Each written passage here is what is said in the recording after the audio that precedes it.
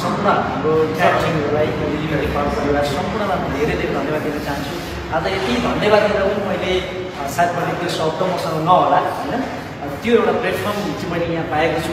त्यही गर्नुपर्दाखेरि चाहिँ यो इन्टायर सम्पूर्ण टिमको पनि एउटा मोटिभेसन एउटा इन्सपाइरेसन चाहिँ बन्न सकेको छु, एउटा इक्जाम्पल बन्न सकेको छु र सबैले सोच राखे पछाडि पक्कै पनि त्यसलाई हामीले धैर्यताका साथ सङ्घर्ष गर्दै त्यसलाई चाहिँ हामीले चाहिँ अगाडि बढ्यौँ भने त्यो ड्रिम्सलाई चाहिँ एउटा रियालिटीमा कन्भर्ट गर्न सकिने रहेछ भन्ने चाहिँ मैले आज मैले फिल गरेको छु। यो कुराहरू हुन त 3 वर्ष अगाडि हाम्रो मेन्टरहरू होइन गुरुहरूको चाहिँ मैले निक्लिँदै गर्दाखेरि हाम्रो आउँछ र भन्ने शङ्का लाग्थ्यो क्या, तर त्यो शङ्का चाहिँ आज म आफै यहाँ उभिँदै गर्दाखेरि मेरै हातमा चाल हुँदै गर्दाखेरि चाहिँ वास्तवमा यो शङ्का गरेर त्यसलाई चाहिँ फेरि एउटा कमिटमेन्ट गरियो भने वास्तवमा पुरा हुँदो रहेछ भन्ने आज मैले त्यसलाई चाहिँ प्रुफ गर्न सकेको छु। यसको लागि म इन्टायर टिमलाई म फेरि पनि धेरै धेरै धन्यवाद भन्दै विशेष गरेर हाम्रो चिफ मेन्टर हुनुहुन्छ एचएल कम्पनीका म्यानेजिङ डाइरेक्टर डक्टर देवदा सरलाई फेरि पनि म मुरी धन्यवाद भन्दै म उहाँको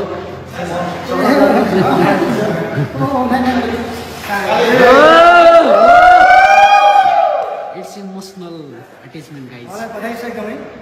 हाम्रो 100वटा गाडी एचिभ गराउने जुन ड्रिम छ त्यसमा उहाँले फेरि एउटा थप्नु भएको छ र हाम्रो पिर्तामुको पहिलो कार एचिभ गर्नुभएको छ। उहाँलाई फेरि